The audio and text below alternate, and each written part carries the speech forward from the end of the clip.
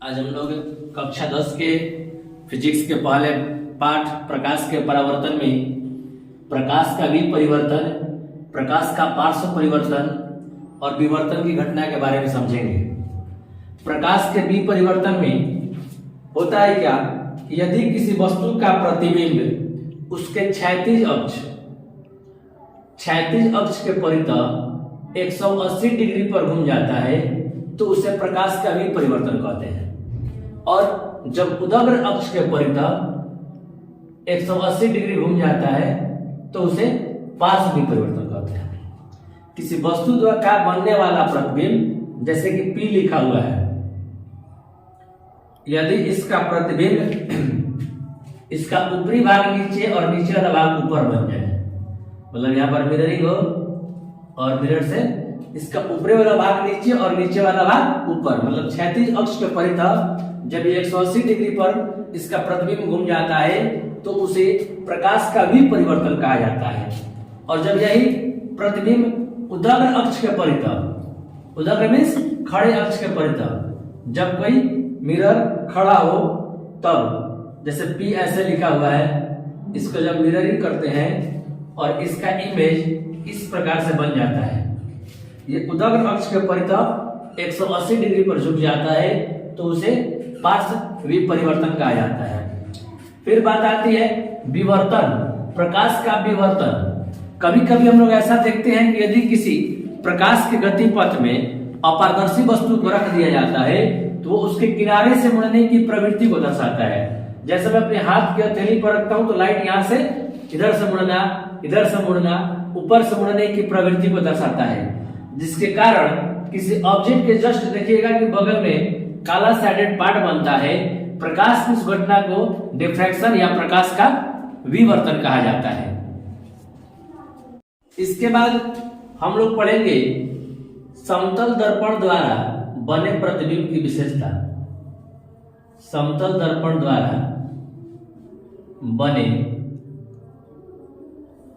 प्रतिबिंब की विशेषता, ये बोर्ड एग्जाम्स में आने वाले क्वेश्चनों में से इंपॉर्टेंट है। तो जब समतल दर्पण के सामने हम किसी वस्तु को रखते हैं तो उसका प्रतिबिंब जितनी दूरी पर वस्तु होता है उतनी दूरी पर नजर आता है।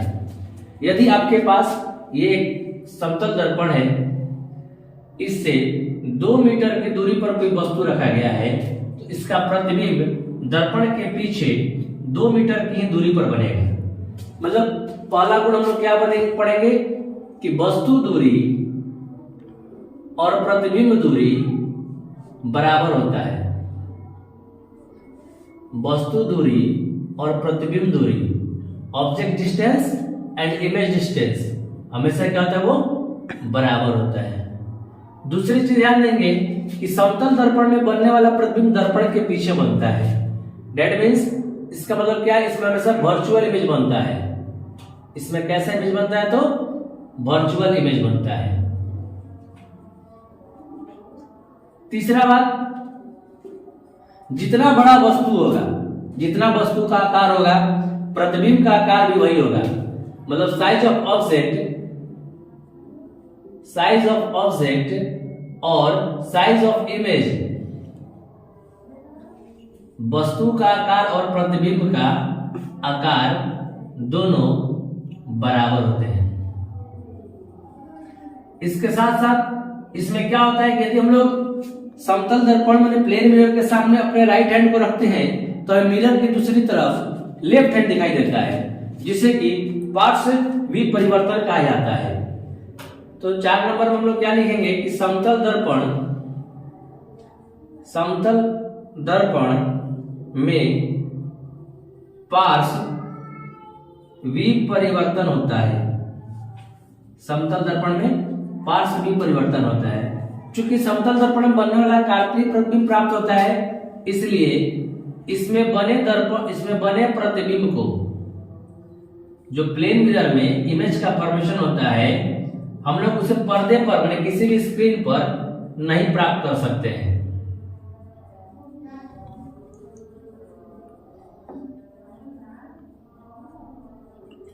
ये हमारा समतल दर्पण का गुण है। यदि ऐसा कहा जाए कि समतल दर्पण में कोई ऑब्जेक्ट 15 मीटर की दूरी पर है तो उसका इमेज भी 15 मीटर की दूरी पर ही बनेगा।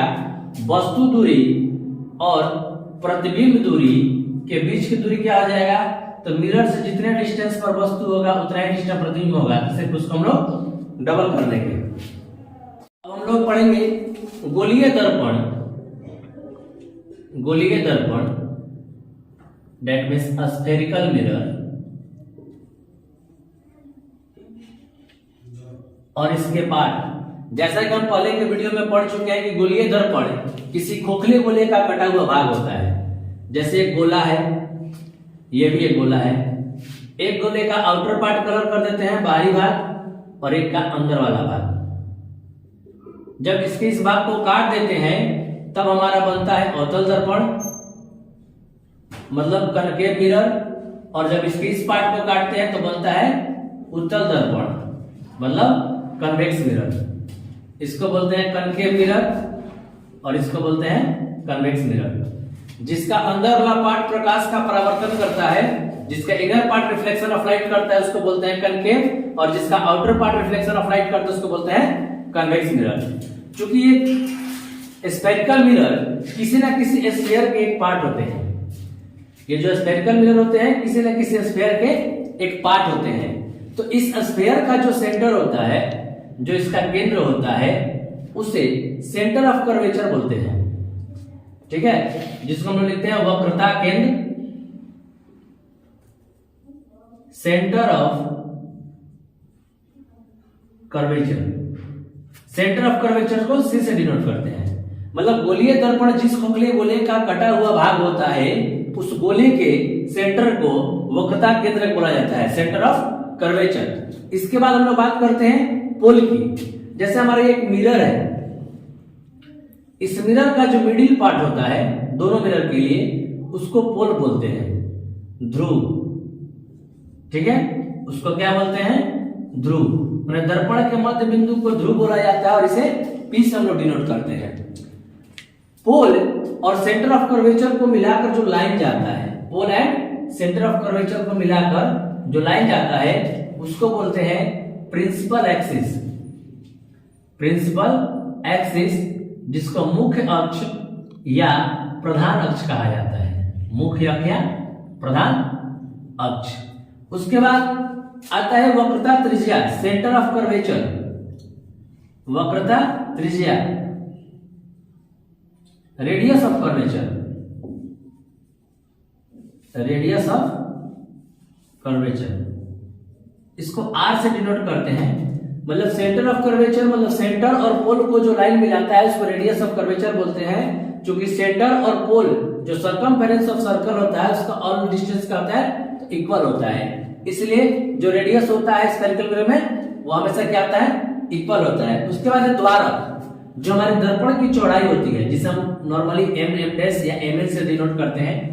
जो दर्पण की चौड़ाई होती है उससे हम लोग कहते हैं क्या, द्वारक कहते हैं। ये हमारे कुछ मुख्य परिभाषाएं हैं। करते हैं गोलीय दर्पण के फोकस के बारे में। ठीक है, फोकस को समझना काफी जरूरी है क्योंकि फोकस से ही सारे पिक्चर के जो होते हैं डायग्राम हम लोग बनाते हैं। और दोनों ही फोकस, दोनों ही मिरर में अवतल और उत्तल दोनों ही मिररों के फोकस को हम लोग समझेंगे। जैसे ये है कनकेव मिरर और ये हमारा कन्वेक्स, एक अवतल है तो एक उत्तल है। ये हमारा प्रिंसिपल एक्सिस हो गया जिसे अभी हम लोग पढ़े हैं। इसको एक्स एक्स डैश से भी डिनोट करते हैं। ये जो पॉइंट होता है ये पोल होता है। अब बात करते हैं, हमारा मिरर है एम एम डैश। अब इसमें हमें समझना है फोकस। जब प्रिंसिपल एक्सिस के जो मुख्य अक्ष होता है इसके समांतर जो भी किरण आकर हमारे दर्पण पर आपतित होती है वो हमारे दर्पण से टकराता है, उसको स्ट्राइक करता है। तो आफ्टर रिफ्लेक्शन, परावर्तन के बाद ये सभी किरणें परावर्तन के बाद मुख्य अक्ष के जिस बिंदु से होकर जाती है, हमारा जो है कनकेव मिरर में ये पूरी रियल रूप में दिखाई देंगी एक दूसरे को काटते हुए। मुख्य अक्ष के जिस बिंदु से होकर जाती है या फिर कन्वेक्स में क्या होगा, ये ऊपर की ओर चला जाएगा। तो इसका हम लोग वर्चुअल लाइन ड्रॉ करते हैं। वर्चुअल लाइन ड्रॉ करते हैं तो मतलब रिफ्लेक्शन के बाद मुख्य अक्ष के जिस बिंदु से होकर जाती है या जाते ही प्रतीत होती है, ये रियल है तो एक दूसरे में काटते हुए दिखाई देती है, ये वर्चुअल है तो इसको एज्यूमिंग किया जाता है वहां काट रहा है। जिस बिंदु से होकर जाती है उसे फोकस कहा जाता है। फोकस को F से डिनोट किया जाता है। इसके साथ ही साथ इसमें समझेंगे फोकस दूरी।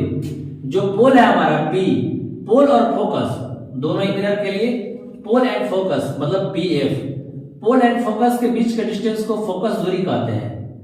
उसे क्या कहते हैं? फोकल लेंथ, फोकस दूरी। इसको हिंदी में फोकसांतर, नव्यांतर भी कहा जाता है, जबकि इंग्लिश में इसका शब्द क्या होता है? Focal length. और फोकल लेंथ जो होता है हमारा रेडियस का हाफ होता है। फोकल लेंथ जो होता है हमारा रेडियस का हाफ होता है। F equal to R/2। अब हम लोग अगले वीडियो में कनकेव एंड कन्वेक्स दोनों मिरर में F इक्वल टू R/2 मतलब relation between centre radius of curvature and focal length के बारे में हम लोग पढ़ेंगे, जो कि आपको अगले वीडियो में मिलेगा।